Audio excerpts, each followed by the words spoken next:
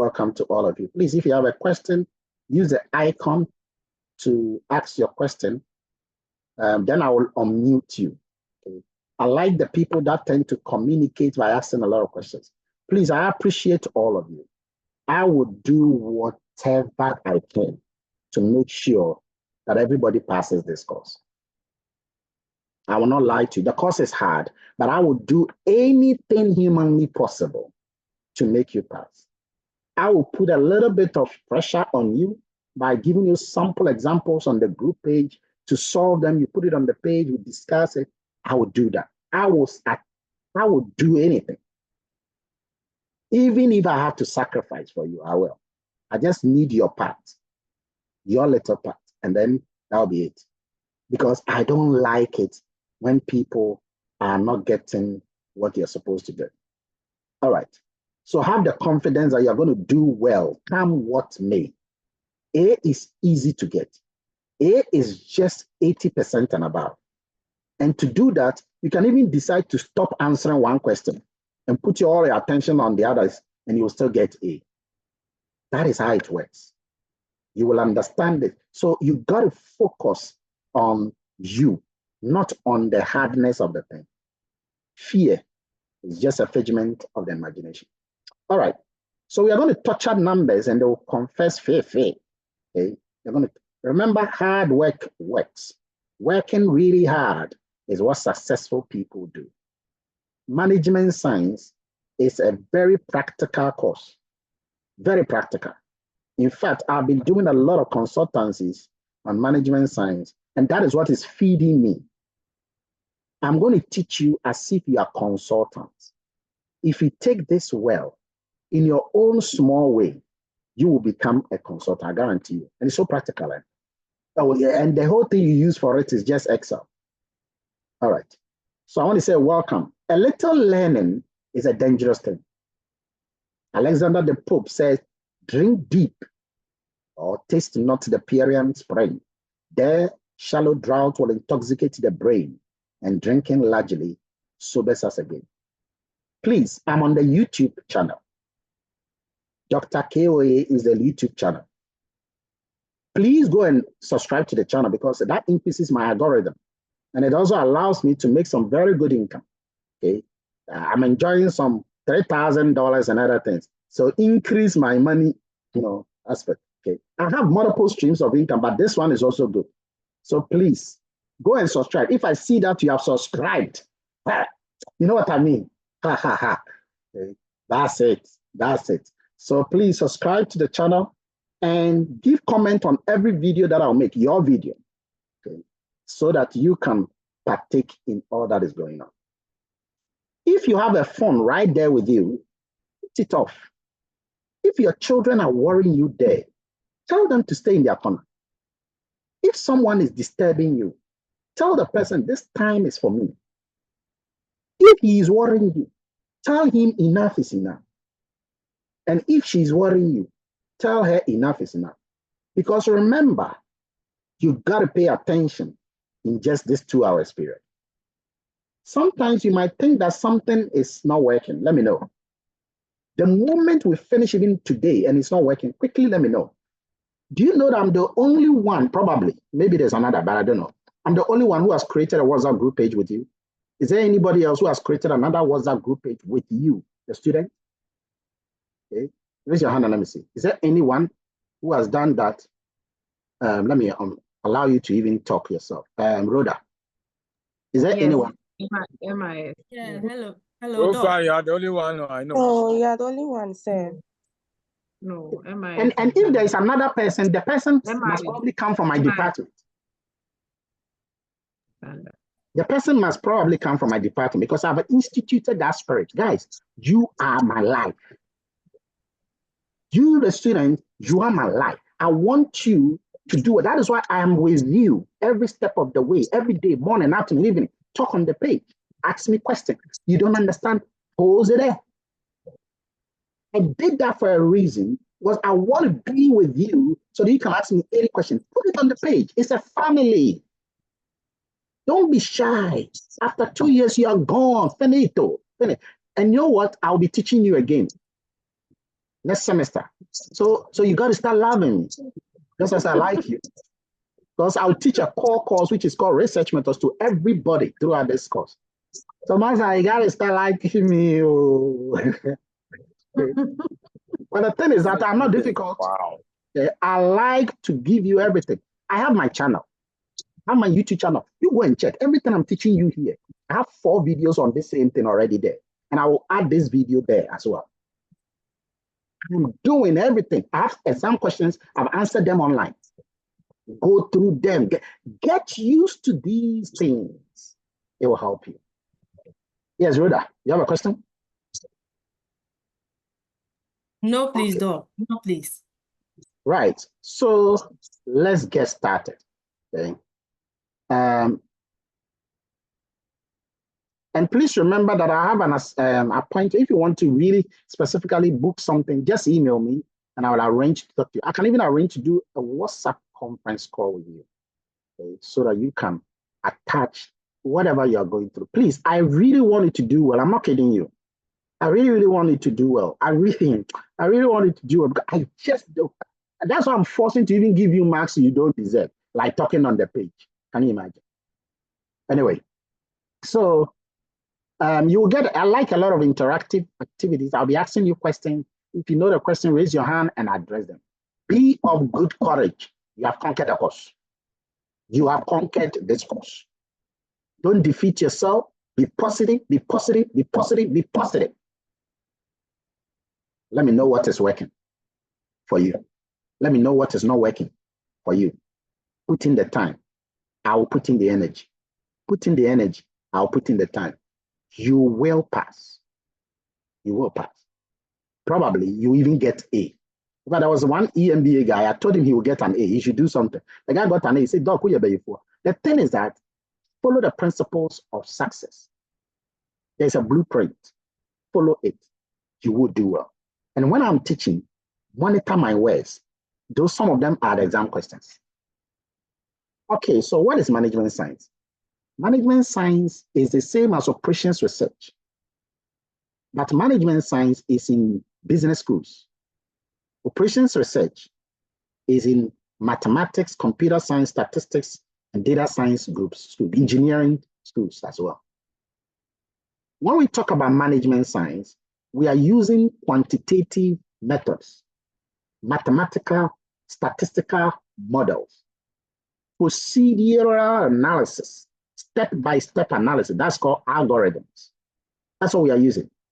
Then we add a computer technology, computational technology. What are we using them for? Real-life problems.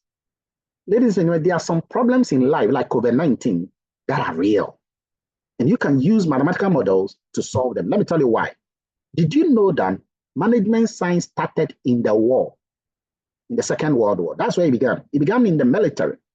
The British and American military were using strategies that were designed by scientists to dominate the enemy, the German authorities. Now, after the war, the strategies were powerful and they used mathematical models. After the war, then they were thinking about how to apply this because the war is over.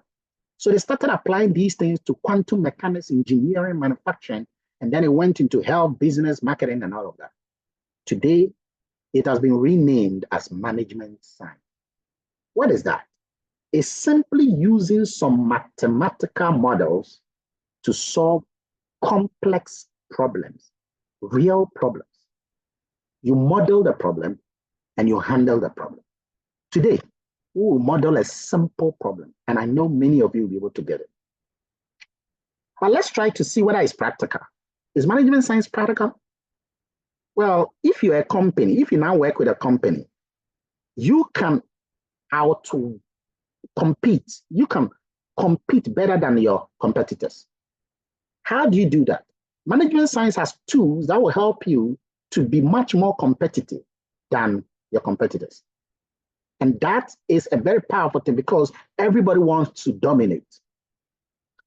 Managers can decide ahead of time, in the presence of uncertainties, what to produce, what to charge. How much should we charge for the iPhone 17? Management will have to do that. Management science can do that. And I'll come to give you a practical one. You have a marketing manager, you have a production manager, you have the CEO.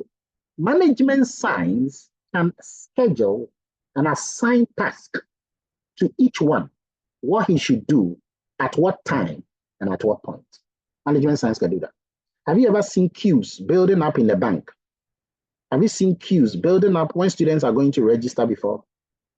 Management science can use queuing models, waiting in line models, to cut down queues by significant time period at the airport and several other places. We have seen this. I've done this thing myself, for some airline companies.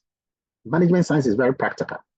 So behind the mathematical ambience, there is an applied phenomenon going on there. But there's more to management science. So let me tell you practically how it is good for you yourself. You just take your life. Have you traveled before? Well, I'll come back to that. In American Airlines, management science and the technique they used was forecasting and optimization. They used this to model and offer discounts in their revenues. And they started increasing their revenues every year by 1 billion%, $1 billion. Management science. Management science is very practical. In South Africa, the entire defense force was redesigned. Okay? And the shape of the defense force and the weaponry system was optimized. And they were able to save $1.1 billion. What helped them? Management science. Now, suppose you want to go to London. I know sometimes some of you there, now let's assume you are going to London, okay? Let's go to London small. Before you went to London, before you go to London, you need to search for the cheapest fare, isn't it? And when you search for the cheapest fare, okay? So now you said Google will first take you to a page, and then you will type when you are going and the day you are going. There's one of the websites is called Skyscanner. It will scan and scan for the cheapest fare. Now, behind the scenes, it is using an algorithm developed by management scientists. It will search among millions of options to find the cheapest fare for you. But you see, you don't know that, but somebody has developed that. I'm an expert in artificial intelligence. I do a lot of recommendation systems, for companies like similar to Netflix. So, for example, when you go to Netflix and you watch a comedy, the moment you watch comedy 1, comedy 2, they will detect that you like comedies. So you see that they are bringing more comedies to make you stay. The system they are using is called recommendation system, which is artificial intelligence, AI system. Now, so you'll be able to find this best, cheaper flight. When you get to London, one of the cars you take, the London black cabs, you will take that car, and then the moment you sit in, the meter will start reading. A mathematical model has already been programmed into that reading meter to maximize the revenue for the car rental company. Management science is at work. That's my point. So what you're about to do is not just learning. You are going to be earning from learning. And so please take it well.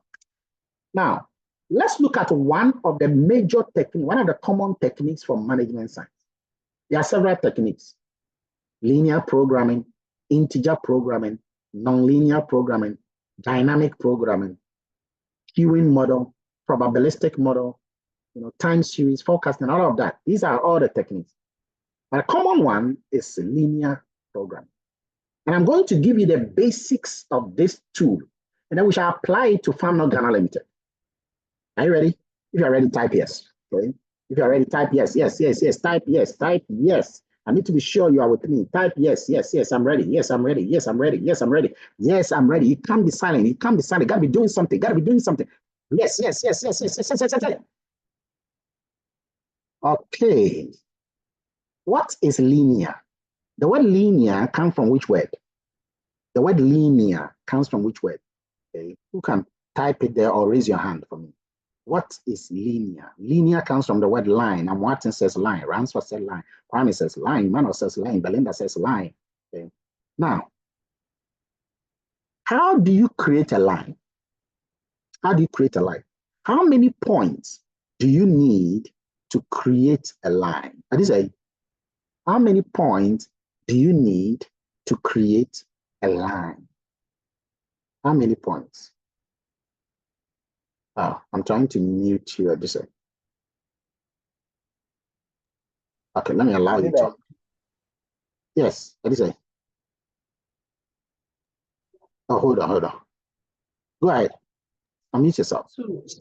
You need 2 points to create a line. You need 2 points. Okay, 2 points to create a line.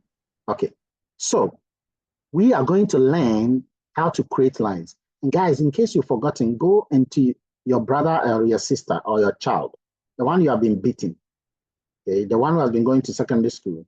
You know, they have been using Akiola maths and you have been insulting them. Now go and beg them to teach you 3 things. Tell the guy, I want you to teach me equation of a line, inequalities, and simultaneous equation. 3 things. Equation of a line, inequalities, and simultaneous equation. Tell them, beg them, or if you go and do 2 known, they will slap you. Okay, let them help you. Okay. So, what is linear programming? Linear programming is also a mathematical model. It helps managers determine a linear connection. And they use 3 things to do that. In order to determine the linear relationship among some decision variables, you need an objective function and then a constraint. I'll come back to the full details. But just understand the linear programming is a whole step-by-step solution measure. You first have a problem. You formulate the problem. You solve the problem. That's a linear program. But you solve the problem using lines instead of curves. Using lines instead of curves. Don't worry. Don't get it. You see that it's easy peasy. When did it start? Again, around that same war period. In 1939, Kantorovich actually, formalized it, but it wasn't popular until George Danzig made it popular. How did he make it popular? He used an algorithm known as the simplex method. The simplest algorithm. This was in 1947. Brains were working in those periods. Oh. Now, if you go to your Excel and you go to your solver, you shall do this in 2 weeks' time. If you go to your solver, the simplest method is what Excel uses to run linear programming in Excel. So this has become a very popular thing. George Danzig is well known for his Nobel Prize winning of this. So we are about to do linear programming. And please watch something. I'll give you this slides whilst the moment we are done. And I want you to write notes as if you don't have slides. Because there is an information symmetry between your fingers and your brain. Your medulla oblongata, your cerebellum, and your cerebrum. These absorb information through your fingers. So the more you write information, the more the information is transmitted quickly into your brain to understand. I'm telling you, that's what I do. So even if you don't understand anything, just write whatever you hear. It will help you. Your brain will capture it. Okay. So what are the components of linear programming? When I mention it, I will explain it. Okay. The first one is decision variables. And I will explain it as if I'm explaining it to a 7-year-old child, according to Einstein. The decision variables are the items or the things you want to bring to the world. Are those invisible things that you want to make visible? So let's say that you are a company and you have been producing electronics. One of the things you produce is television. That particular television is not existing.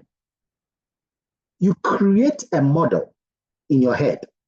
You bring that invisible television in your head to a visible reality. That television type is called a decision variable. You go to school, you want to do MBA. Before entering, now you are holding MBA certificate. So the university is set to be producing MBA certificate, MSc certificate, MPhil certificate, BSc certificate. So these become the things that the university is generating. This is called decision variables. The items that you got to bring to the world and know the quantity you want to bring to the world. Who can give me an example now? Can you give me another example of a decision variable? Anybody? Raise your hand and let me see whether you are following. Can you give me an example of a decision variable? Okay. You can take any industry and you can give me an example. Yes, Adise. Within the automobile industry, where Elon Musk envisaged the idea of coming out with the electric cars, so that in future where there is no fuel vehicles available, we can resort to that one. Exactly. So he envisaged the idea of using the solar, using the solar to power vehicles to move. It's very good example. Sadia, give me one. With the use of mobile money, where they thought we had to form long queues in the bank in order to send or retrieve money. So there was an introduction of mobile money so that will make banking easier. Good. Now, these decision variables, there must be multiples of them, possible multiples of them. So in the case of mobile money here, what are the multiples examples? What are the multiple examples? MTN. You could have the ATM card. What else? The mobile banking system. Okay, it looks like I need to mute people, then I can unmute you. Because it looks like when I give people chance to unmute themselves, some people unmute themselves when it's not necessary for them to do that. So, Sadia, I've allowed you to unmute yourself. So we could have Bitcoin. There is the mobile banking apps. Good, good. So these are decision variables. So just understand that the decision variables is what is not there that you are trying to make it there. The next thing is the objective. The objective. Guys, the objective is what you want to have eventually. And you are either maximizing or minimizing. That's it. What are some of the things that we can maximize? Now, I want you to mention things that are not monetary, because the ones that are here are all monetary. You maximize profit, you maximize revenue, you minimize cost. They are all monetary. Can you think about some things that an organization, a government, or an individual wants to maximize? And to do that, you need certain things to produce in the first place. Who can give me one example of things that you can maximize? I'll give you an example. When you go to the stadium, the owners of the stadium, their goal or their objective is to maximize what? Don't say profit, because that's not their goal. Their goal or their objective is to maximize what? Sadia, what is the objective? Their goal and their objective is to maximize the number of people who come and have a look. Exactly. We call them spectators. Spectators. Their goal is to maximize the spectator capacity. If you go to a national theater, their goal is to maximize what? National theater. Their goal is to maximize what? Use the right words, let's see. What is their goal? Rita Okulu.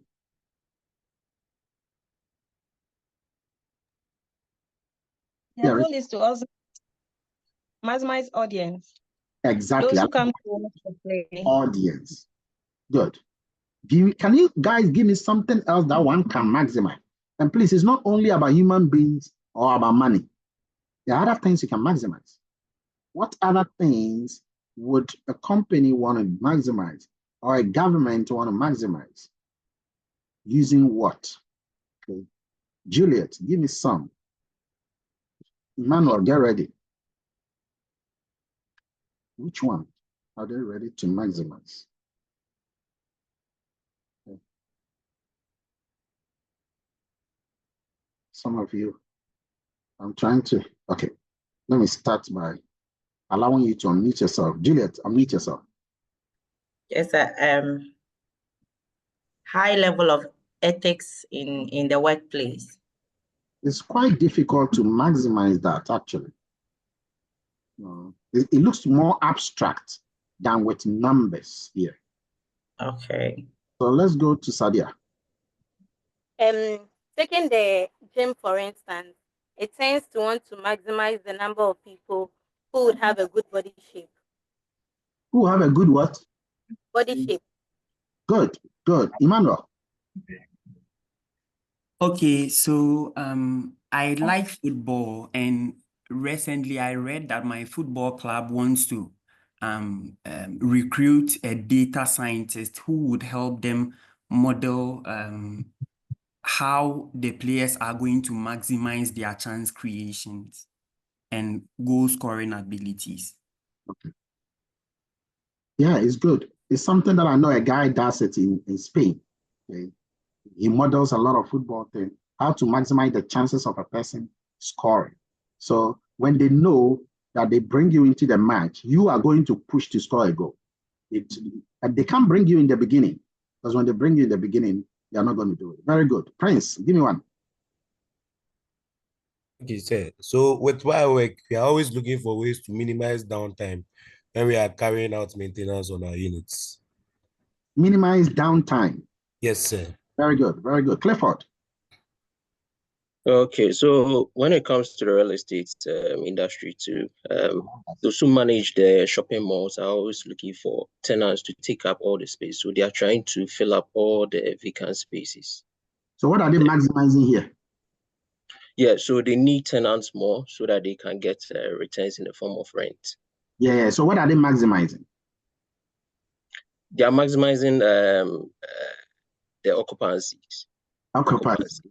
Yeah, I had to push you to be clear what they are maximizing. That's good. Ebenezer, let's go to Ebenezer. Okay, so I would want to say that at my workplace, we are always encouraging teamwork in order to maximize efficiency. Okay, efficiency seems to be a bit broader. You have to be specific of what you want to maximize. What aspect of efficiency you want to maximize? How do you measure the efficiency first, and how do you maximize it? But I get your point. That's what I do anyway. So in my case, the efficiency is always in percentages. So the higher the percentage, the more efficient the organization is. Rabbi. All right. Considering the country or Ghana as a whole, they are actually trying to maximize space or mobility within the city center, that is Accra, by establishing more residences outside the center of Accra, so that people will move out, so they move. They are able to control, let me say, mobility and space within the country. I love that. Or Accra. I love that. That's a very nice concept. Good. Etonam. Hello, Doc. Yeah. Yes, we can maximize time in a 24-hour economy. You can maximize what? Time. Uh-huh. In a 24-hour economy. I love that. You're a politician. Okay. Okay, very good. Very good. All right. So these are the things that you maximize. So I just wanted to know that you don't have to maximize only money. You can maximize people, the number of people. You can even maximize your returns. You shall look at some investment Ama Benuado did. Okay? And then how you can maximize your investment returns by diversification principles. When you put some of your money in treasury bills, some of them in certificate of deposit, some of them in growth stock fund, mutual funds, and all of that, then you are trying to maximize your return on investment. Very good. In the process of this maximization, you will encounter some constraints. You will, Hello, Doc. yes. I'm sorry to cut you, but I want to have clarity on this regarding time. Can we actually maximize time or we can manage time? Actually, time itself is a resource. Okay, we can't, to be honest, we can't maximize time because time is fixed. So you can't maximize time, but you can maximize your use of the time. You can maximize your use of the time, and you're going to see that. So you're right, you can't maximize time. That's why I laughed because I thought that he was talking, a bit political in his statement. But he has an idea that he wants to maximize something. A resource is difficult to maximize. An objective is easy to maximize, not a resource. Not a resource. Anyway, I've got some examples here. Poultry farmer deciding to add broiler to his layers. No, that's not maximization. To add broilers to the layers. EGBS introduced no, that's also not maximization answer. Okay, let's go to constraint. The number of constraints are the things that might prevent you from maximizing. Constraint. Time is a constraint. Labor is a constraint. Materials is a constraint. Money is constraint. I'm going to take a particular example in real life in a company you all know, and we are going to assess the entire linear programming within this company. Please listen. When we have a story of, do you guys remember simultaneous equation word problem? You remember that thing? Simultaneous. Yes. Linear programming problem is always like that. It's always, a man is 42 years, 17 years from now. If his father is 80 years, 10 years from today, how old would a man be if his father and his brother are 36 years, 17 years from the time he was 16 years? Hey.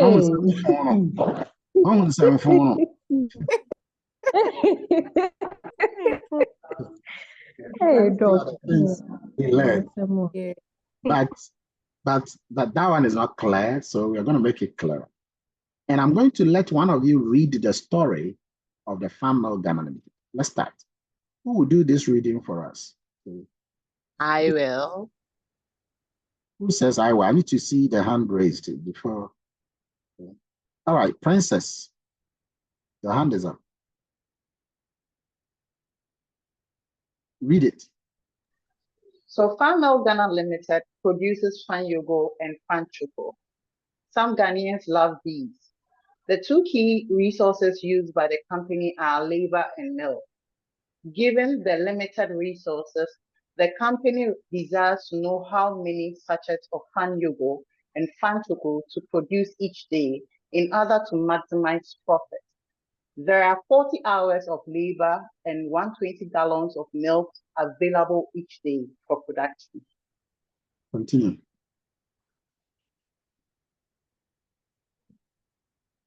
Continue. Okay, Fan Yogo requires 1 hour of labor time and Fan Choco requires 2 hours. Also, Fan Yogo requires 4 gallons of milk whilst Fan Choco requires 3 gallons. The profit from a sachet of Fan Yogo is 40 Ghana cedis per unit, and from Fan Choco is 50 Ghana cedis per unit. Formulate a linear programming model for this product mix problem and solve using graphical analysis. Okay, so there are two key things you are being asked to do. Who can tell me those two key things? There are two key things you are being asked to do at the end. What are those two actionable things? Who can tell me? And please, if you don't have the answer, lower your hand because I think some of you had your hands up before. Juliet.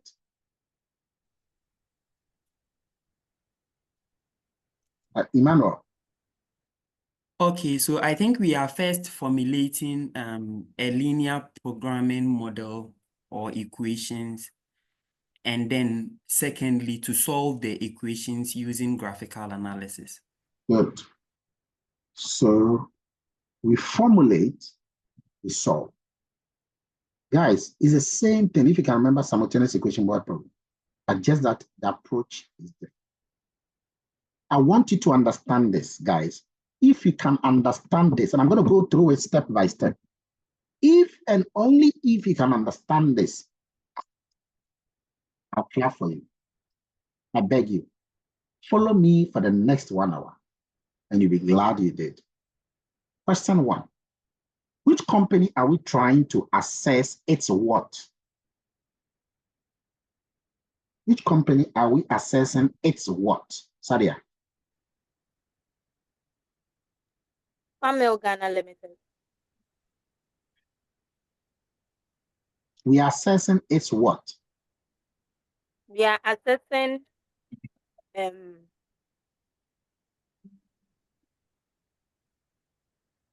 You didn't think about that one, did you?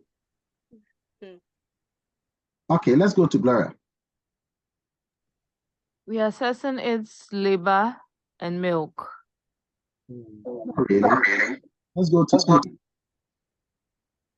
Eli.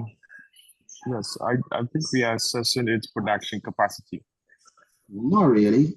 What are we really assessing? Guys, the words are there. Don't use your own words. Don't use your own words. Prince. I think we are assessing their cost of production.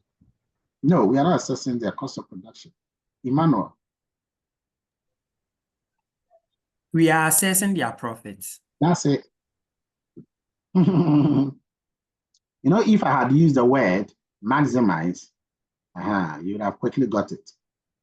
So we want to know the profit. The goal is to increase their profit level.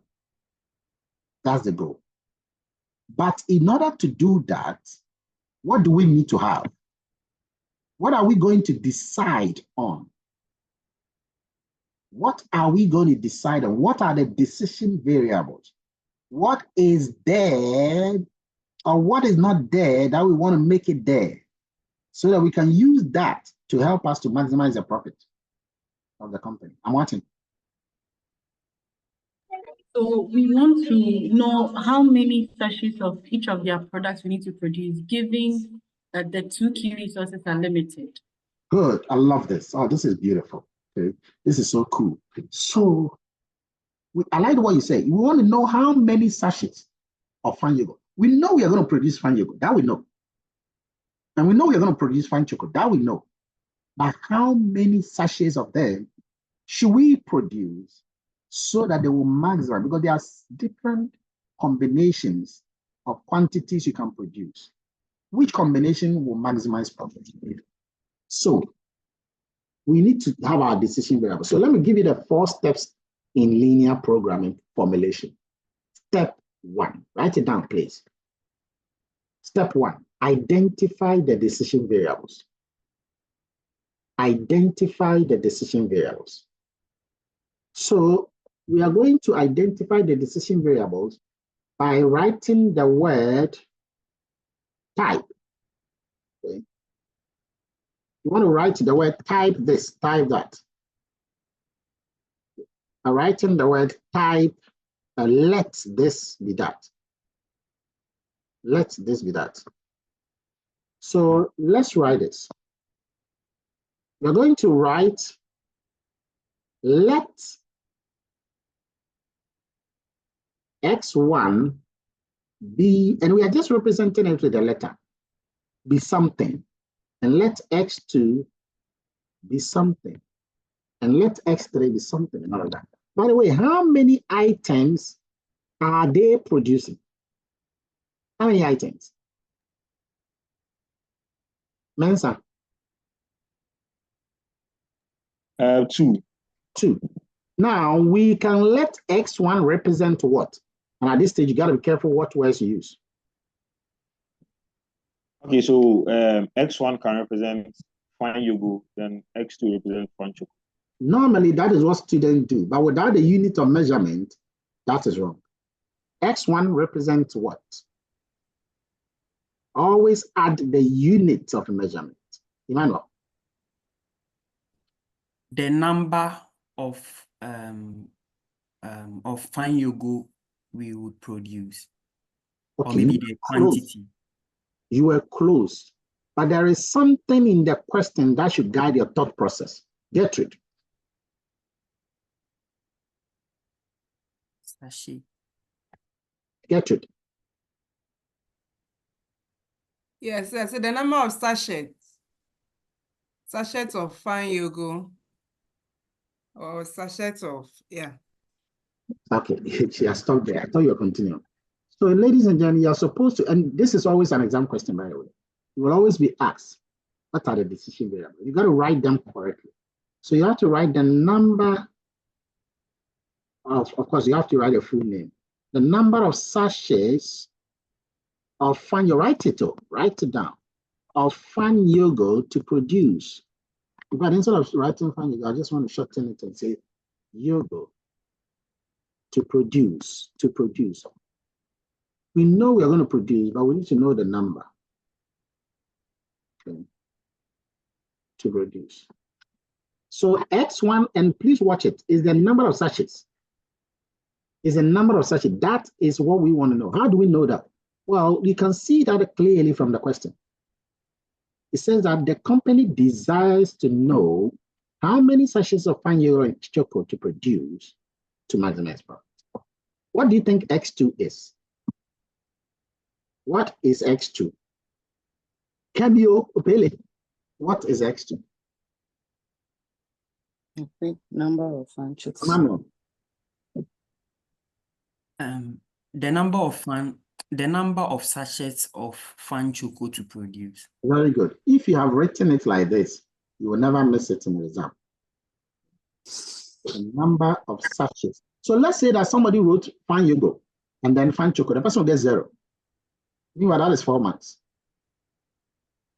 Use clear language with a unit of measurement. Okay. Now, that is the first step in linear programming. You identify the decision variables and you identify them with letters. Who is not clear with this? Who is not clear with this? Next one, step 2. Step 2 is to formulate the objective function. Formulate the objective function in that particular regard. Okay. So please write it down. Formulate the objective function. Now, ladies and gentlemen, the objective function is represented by Z all the time. So this is objective function. The objective function is Z, but it can be any of the things you spoke about. It can be cost, it can be revenue, it can be audience, it can be cover that you want to reduce, it can be anything. Now, in our case, are we maximizing or minimizing? And what is it, by the way? Sadia.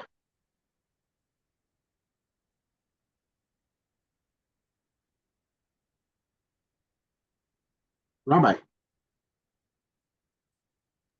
We are maximizing production. Are we maximizing production? No. Daniel. Yes, sir, we are maximizing profit. We are maximizing profit.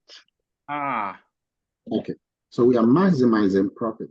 So what you would do is that you will add maximize as a subscript to the Z variable. Please remember that in your mind, the Z stands for profit. Then you write equal to. Then you write the value of the first unit plus another coefficient of the second unit. Take note of this. This is how you always formulate it. If the things are 4, you will have A, B, C, D. And then you will have X1, X2, X3, X4. So what does the A here stand for? Remember, what you are seeing here is profit. That's what we are maximizing, profit. So what does the A here stand for? Emmanuel, what does the A stand for?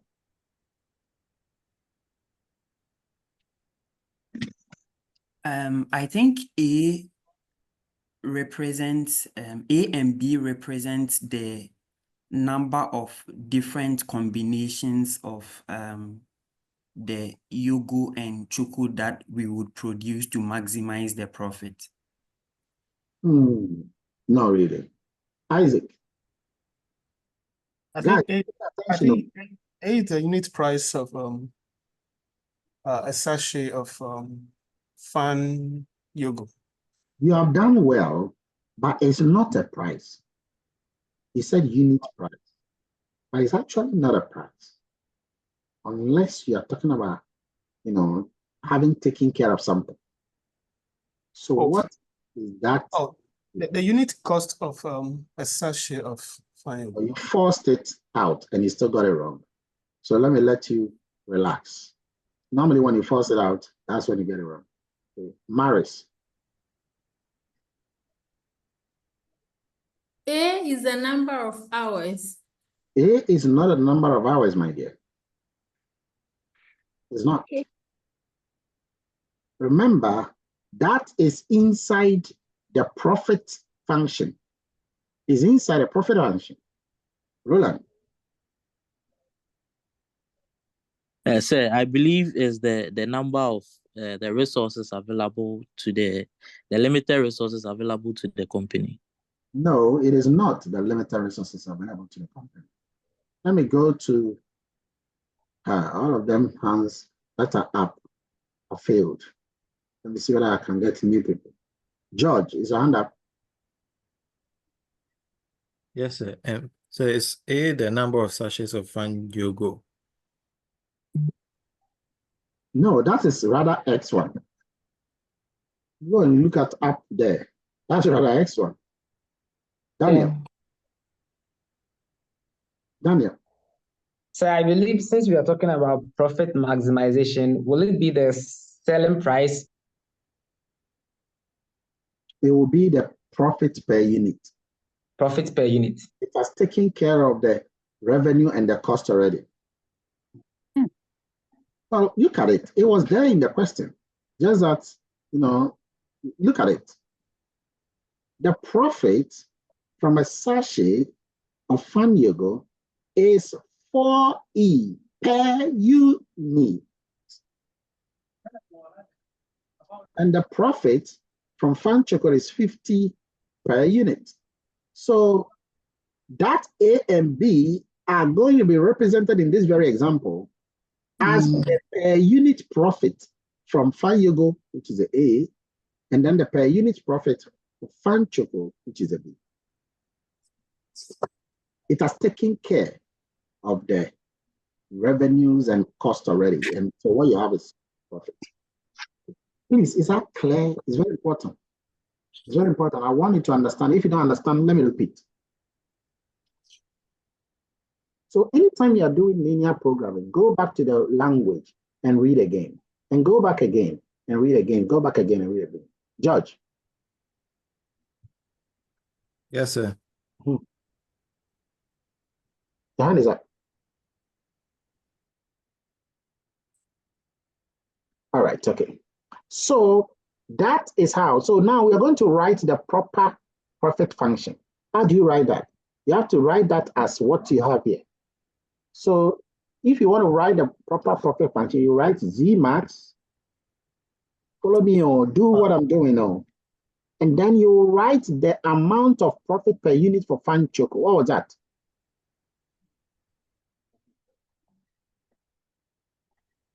What was that for fan choco? 50 Ghana cedis. Not 50 Ghana. 50 Ghana cedis. 40. That is 40 X1. And then for fan choco, what do you have? 50. 50 X2. This is the objective function for profit for fan choco. This is another important thing to formulate. Who is not clear? Who is not clear? Who is not clear? Okay, so you can all formulate the objective function. So when you have the value, right now we don't know the value. If we know X1 and X2, Can we find the profit? If we know the X1 to be 10 and the X2 to be 20, can we find a profit? Yes, we can. Yes. That is why X1 and X2 are, as you see on the top, they are our decision variables. The decision variables is what is needed for everything. Once you get that, you get everything. Okay. So that is the second step in linear programming formulation. Let's go to the third step. The third step is to formulate the constraints. Write it down. Formulate the constraints. Formulate the constraints.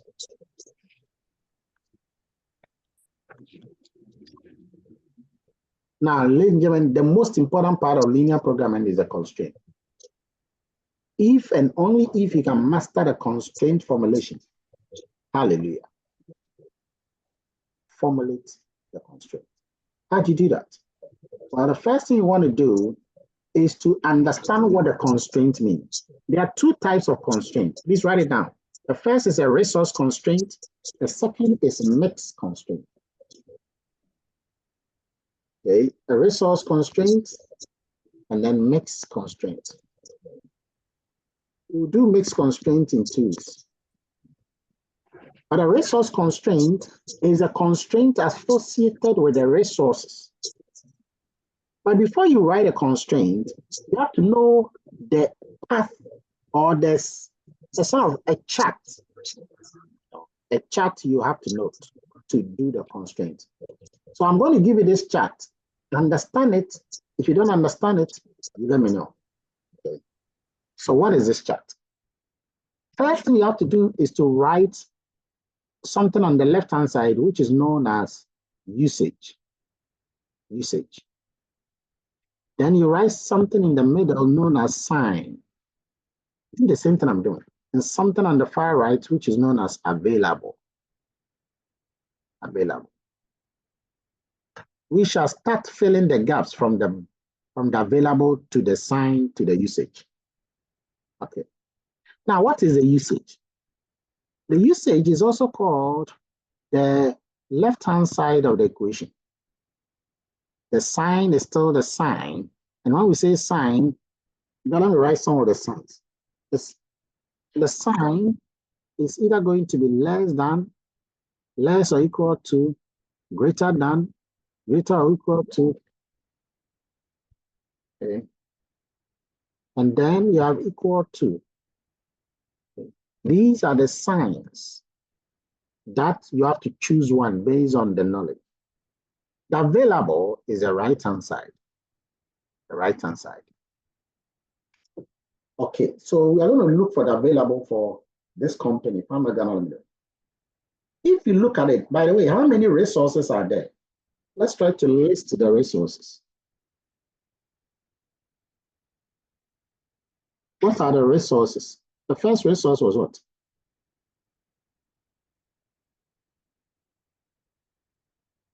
What was the first resource? The resource was not time. Daniel.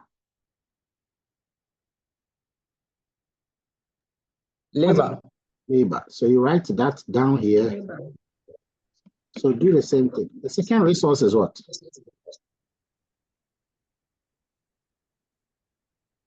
What's the second resource, Daniel? Milk. Huh? Milk. Milk.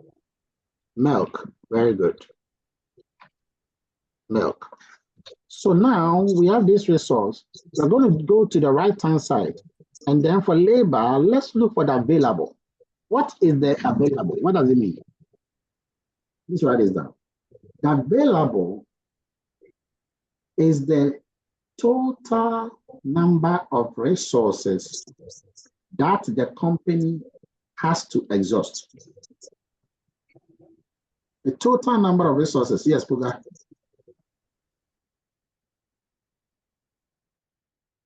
The total number of resources the company has to absorb. Yes, Puga.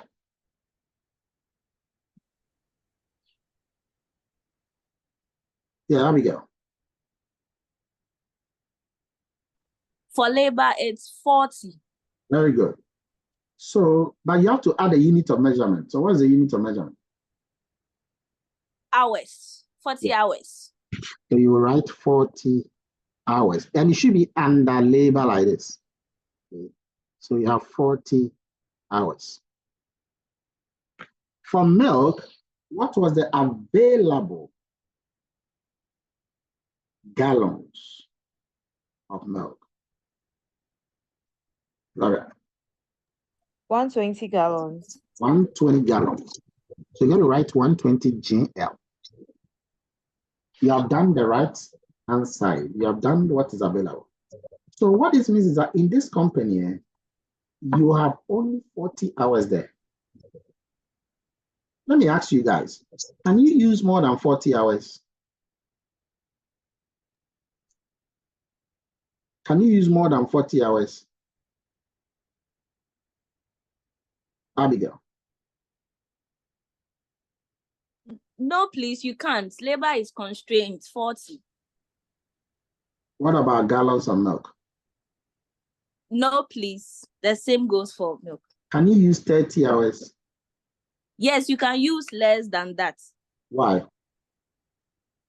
Because it's below the capacity, like the 40 hours, so you can use it, but you can't use above 40.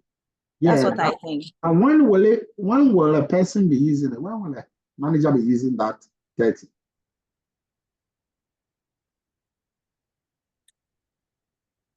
Is it good to use 30? It's not good to use for a 30 if you want to maximize profits. Why? Why is it not good? Because you will not maximize profits. There's nothing You're that not exhausting all there's your no- labor. There's no mathematical framework that shows that you will not exhaust. How do we know you will not maximize profit?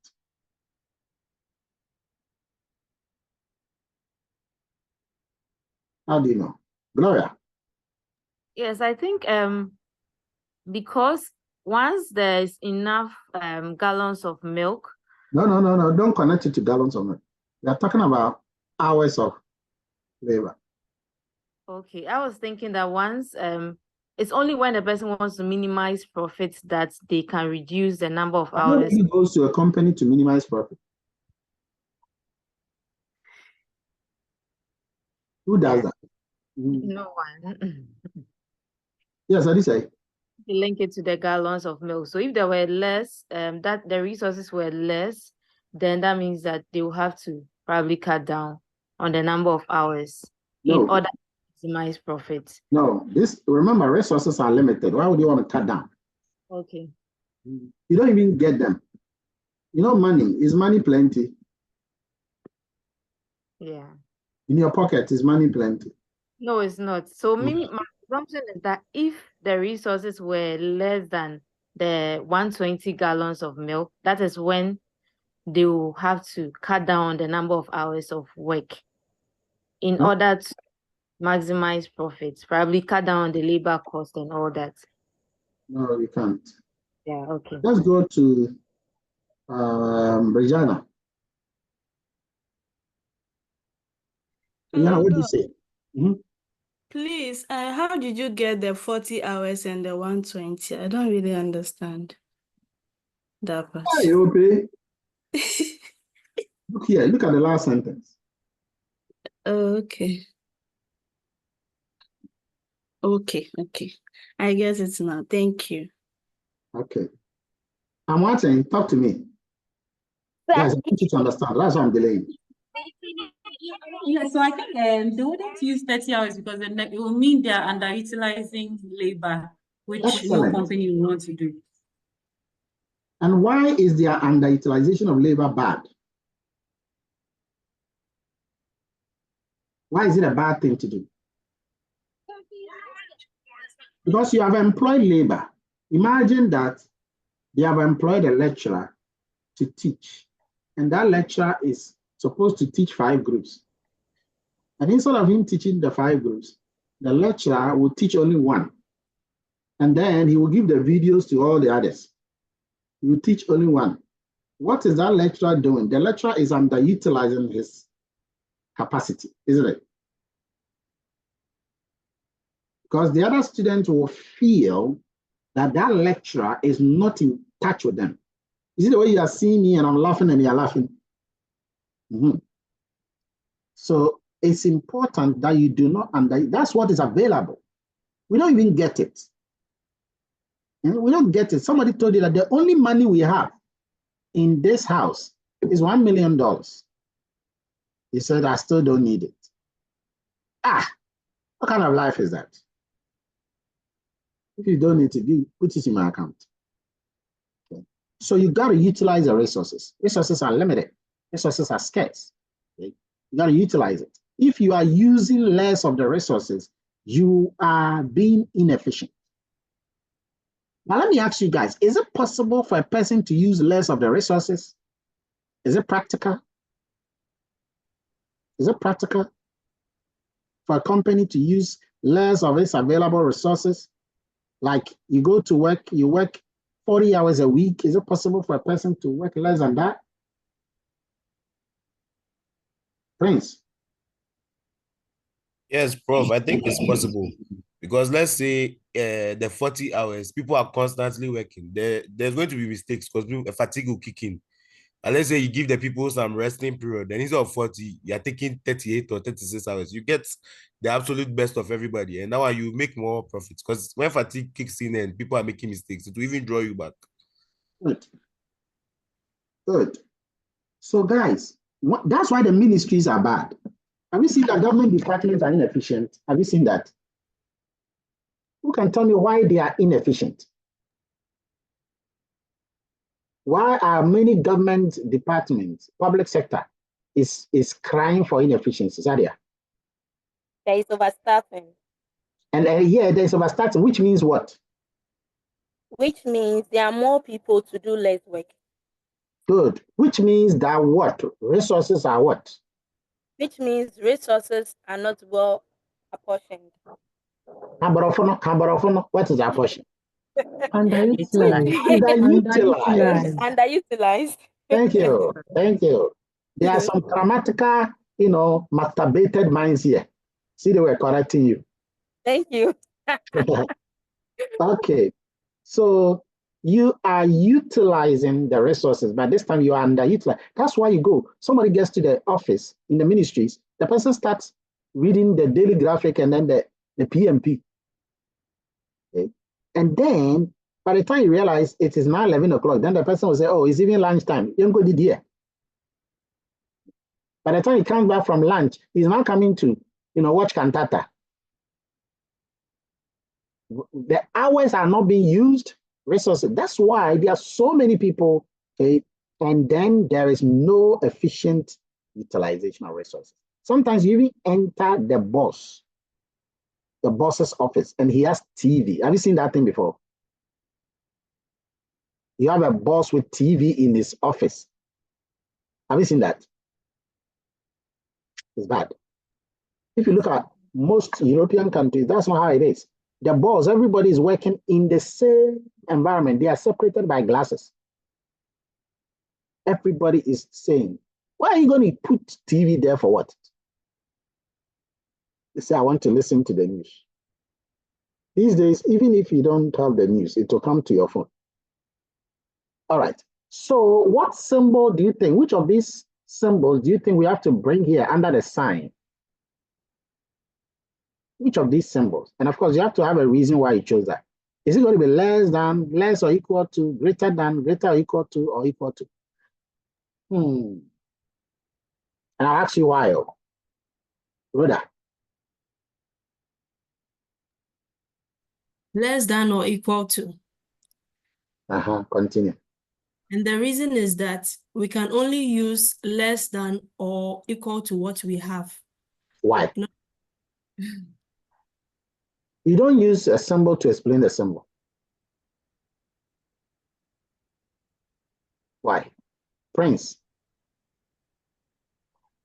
Because we have a limited amount of resources and we cannot go beyond that. So it's either we use the exact amount or we use less than that. Now that makes sense to me. That shows a clear understanding without using the equal to symbol. So by allowing the possibility of using less than 40, you are indicating that it is possible for the company to be what? It's possible for the company to be what? Inefficient. Inefficient, that's it. So inefficiency, wastages are the same. Another name for this is called slacks. Put it down somewhere. There are so many questions in your exams about slacks. Okay, so we are going to use this symbol. Okay, the symbols here are going to be less or equal to, which is under this, another less or equal to. Now that leaves us with the left-hand side. The left-hand side is the usage. What is the company expected to use in the first place? This was given to us in the story. Okay, what is the company expected to use? You can see this here. So how do we write this? You can see this in this page. What is the company expected to use? Come on, come on. 4 gallons for fine yogo and let's do labor first. Okay, 2 hours for fine choco and 1 No, hour. remember, there's a step by step. It must follow the way we wrote the objective function. Okay, sorry. Remember the objective function, the fine yogo comes first, fine choco comes second. Okay, so 1 hour for fine yogo and 2 hours for fine choco. How do you write that? So fine yogo is equals to 1 hour. No, how do you write that? Okay. Emmanuel, build the guy. Okay, so I think for labor, it's 1x, which is x plus 1x1. Good. So let me write that. 1 S. Guys, follow. These are people who are good. They are not here for a joke. They are, somebody will say they are Spartacuses. These guys, they have fought gladiatorial combat. The guy who is talking is one of the smartest people I've ever known. Okay. Yes. 2x2. 1x1 plus 2x2. Where did you get them from? This is a 1x1 for the labor, which is for yogo. And then for the choco is 2 hours. Very good. And then, you know, some will not listen. And when I'm done, they will ask, so how did you get this whole thing? What's the next one for milk? And for the milk, it's 4x1. 4x1 plus 3x2. That's it. So this is what you got to write. Now, let's combine everything together. There is one last constraint. That is not in the question, but it must always come. And that constraint is said to be a non-negativity constraint. Write it down. A non-negativity constraint. Non what? Non-negativity. Let me write it. Non-negativity. There's a dash. Not negative.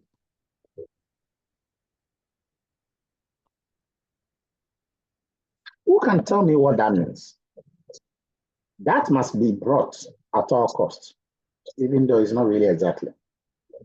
Non-negativity constraint. This non-negativity constraint is for only the decision variables, only the x1 and x2. Yes, Ransford. A condition that there can never be a zero output. There will always be a zero output. It's not for zero. Meaning a combination of the variables must never give us a zero output. Is that when we produce fan choco and fan yogo, we will always have an output. So it's less than zero. X1 times X2 is less than or equal to zero. Okay, who has another point? So this non-negativity constraint simply means that we can have zero for each of the decision variables. which means that you can produce nothing. But to actually produce something that will harm the company is not allowed. Okay?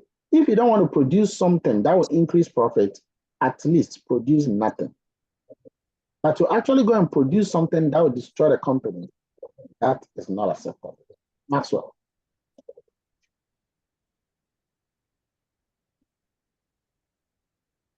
Maxwell, your hand is up. Yeah, it's Maxwell. Sir, please, can you go over that? About which one?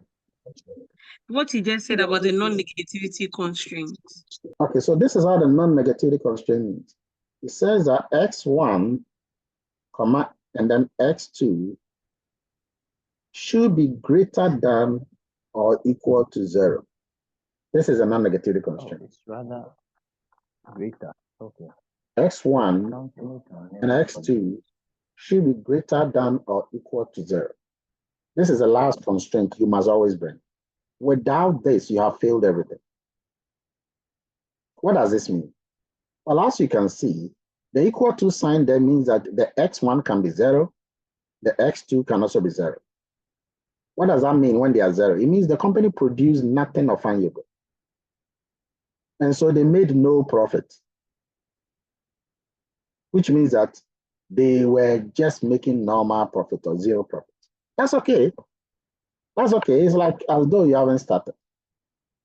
However, the non-negativity part means that the company should not produce something that will harm the company. So imagine that the company, instead of producing fine yogurt, they came out with a bomb. That will harm the company. They came out with a gun. That will harm the company. So the non-negativity simply means that at least the barest minimum you can get to is 0. Please, does that explain your point? Yes, sir. Thank you. So now let's put all together and then let's solve this problem. So this, everything I've said is in the slides. You can check it later. Okay. This is your final model. Now you can see Hello? that Sorry, maximize here. You raise your hand. I'll always see your hand.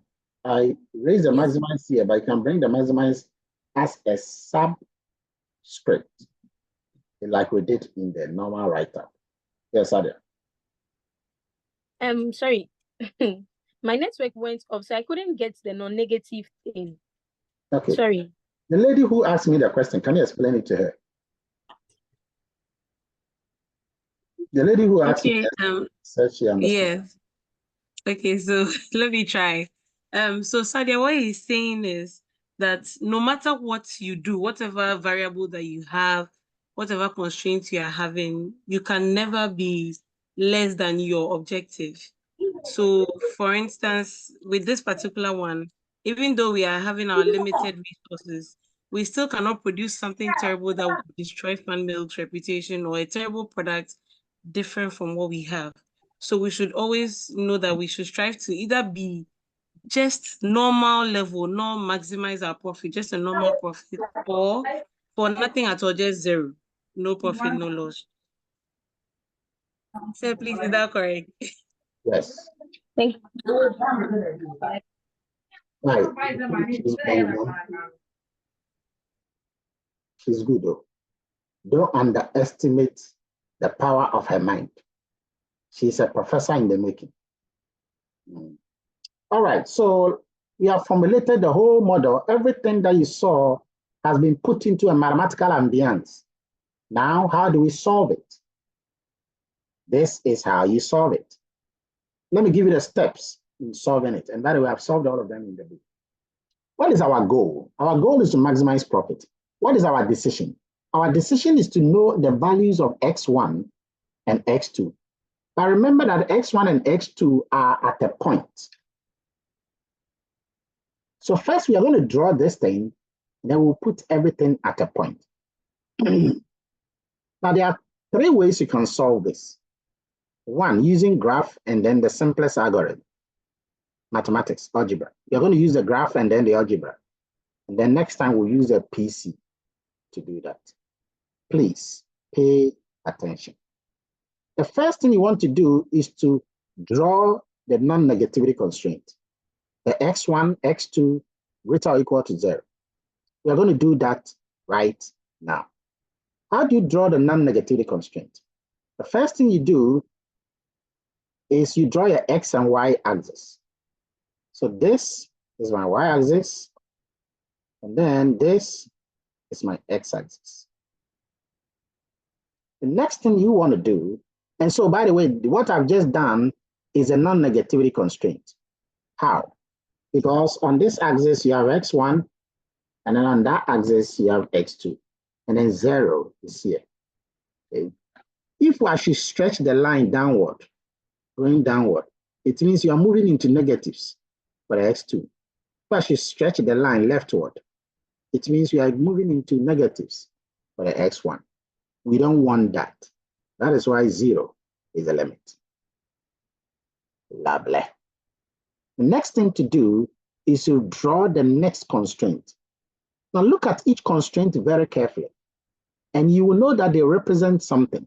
Something you have seen before in your life, or you have beaten your child before for it. What is that? If you take equation 1 and equation 2, they represent what? A simultaneous equation. Yeah, but take equation 1 alone. A linear equation. Exactly. It represents a linear equation. Guys, in case you've forgotten, this is a linear equation. Y is equal to mx plus c. I've told you, go and buy a killer. Beg your sister you've been beating to teach you. Pay her if you have to. Else she has now gotten you. Okay. So how do you make a line? You make a line when there are 2 points. How do you make 2 points? You make 2 points when the value, one value can be assumed to be 0. And then you can check the other value. The symbol here is a less than or equal to symbol. But you can simply use the equality because the equality is a limit. As we know, the equality is a limit. So you can rewrite the equation again and say that it is x1, I've removed the 1 in front of the x, plus 2x2, and then make equal to 40. It is now looking clearly like an equation. Now, please remember that the fact that I've assumed the equality doesn't stop the thing from being inequality. The inequality parts are always going to be the less than part of the term, the less than part of the space of the line you are going to draw. I'll show you very soon. So, how do we draw the line? We have to assume that if x2 is 0, what is x1? And if x1 is 0, what is x2? So who can tell me? If x2 is 0, what is x1?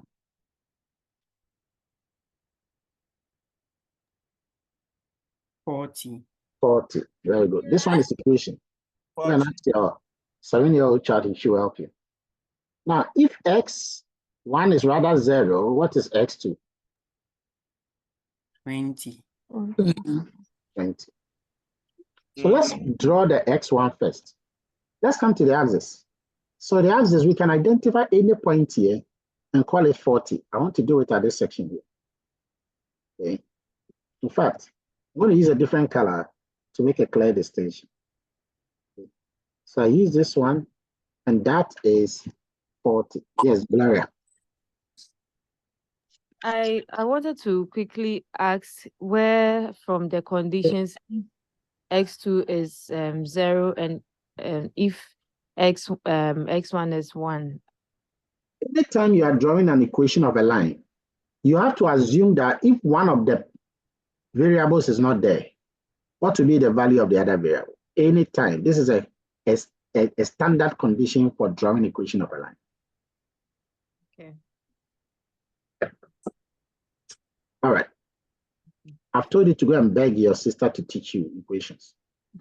Okay, the next thing is if x1 is 0, x2 is 20. Now, where is x1 being 0? Along this line, horizontal line, x1 is 0 at the section here.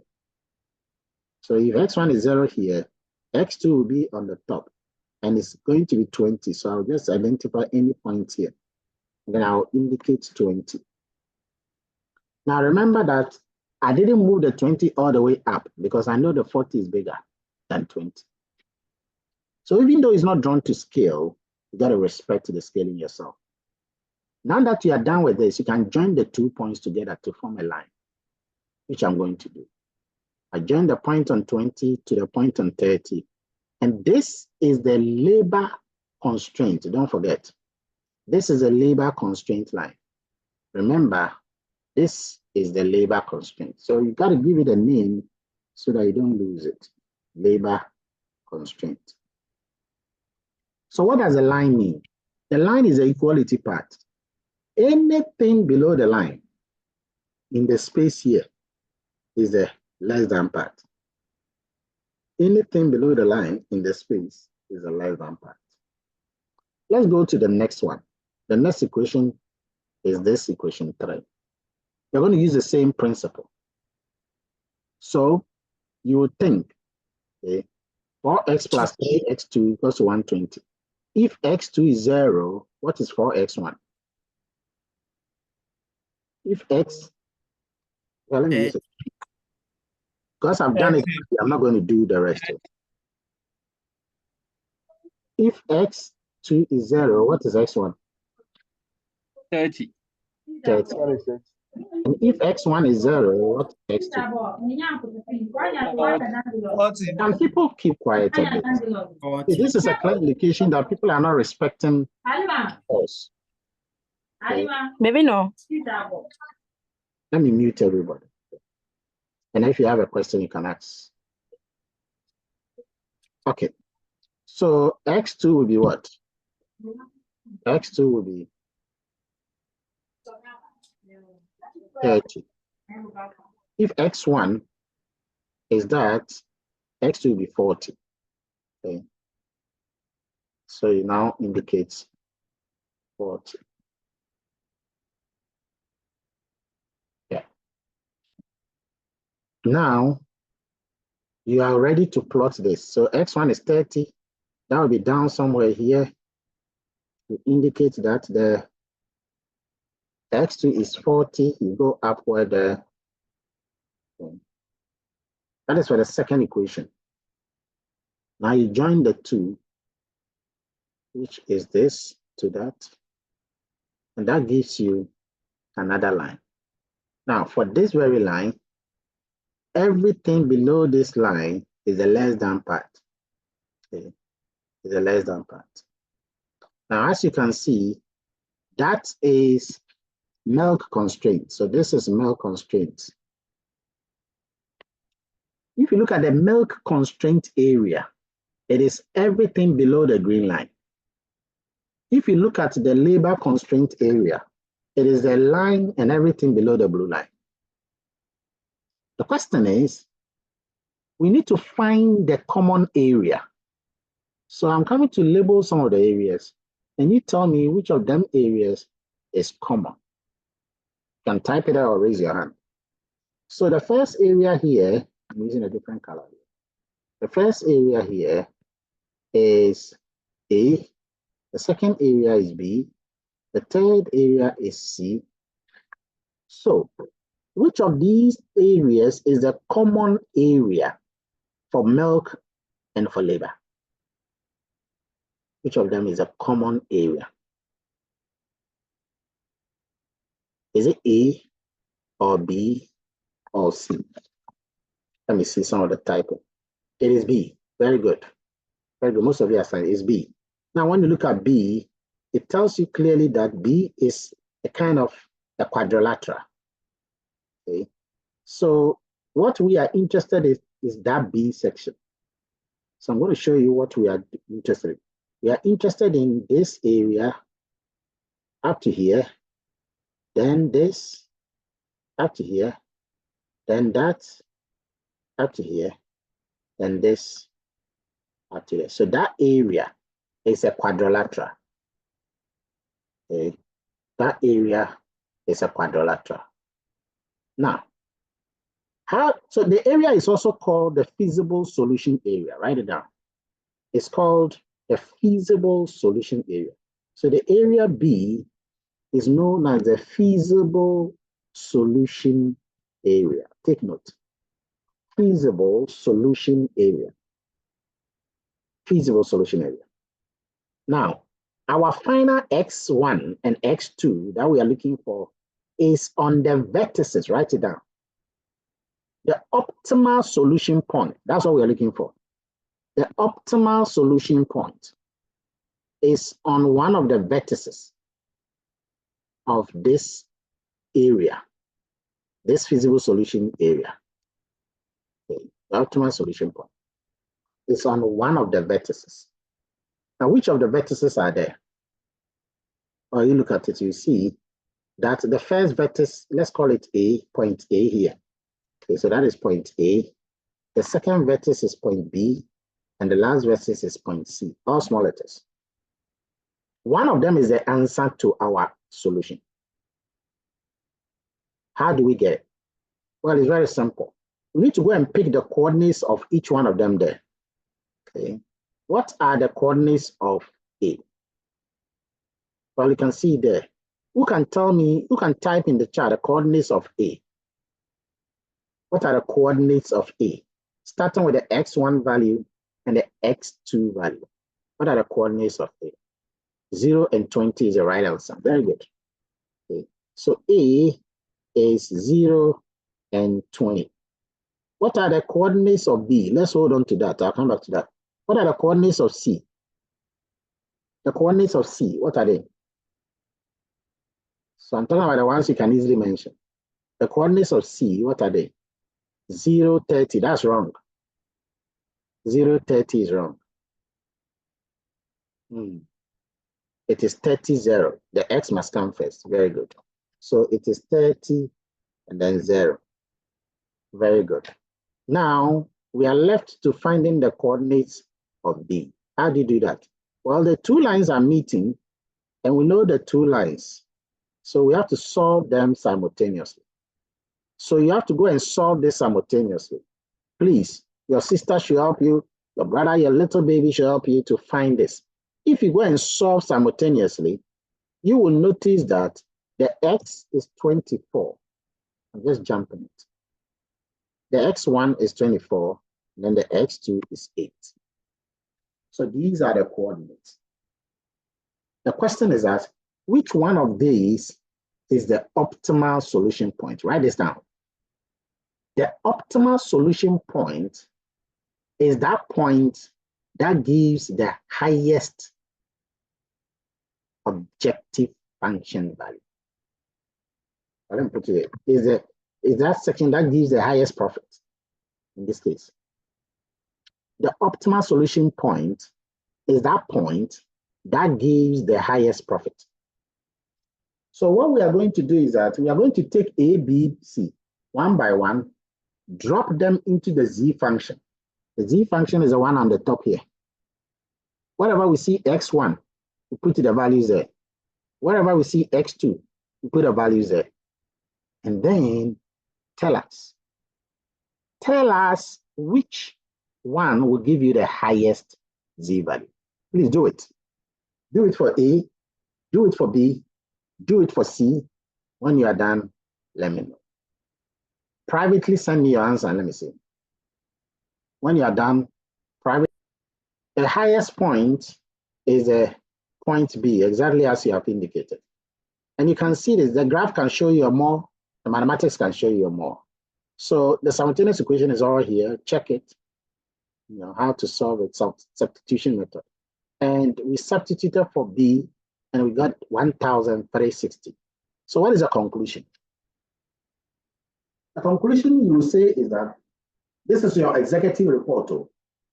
You say that Farm Ghana Limited, if you want to make a maximum profit of 1,360, I encourage you to produce 24 units of fine yogurt and 88 sachets of fine chocolate. If you do this, you will maximize your entire profitability. And you're done. That is how you generate this. Next time, we are going to look at how you write a standard form, how you detect slacks, and several other things. And then we shall go into what is known as slabs, and then use the Excel to even dig more. We shall also look at irregular types of linear programming. Ladies and gentlemen, if you have a question, this is a time to unmute yourself and ask. Welcome to the valley of the shadows of management science. A little learning is a dangerous thing. Drink deep or taste not the appearance spring. There shallow drought will intoxicate your brain. Drinking largely serves us again. In this course, you either drink deep or you taste not the appearance spring. You will make it by all means if you follow the guidelines, if you ask as many questions as possible, if you solve my past questions as possible, your brain will explode to a positive level. Let's go tell the world that we are about to have our master's degree, come what may.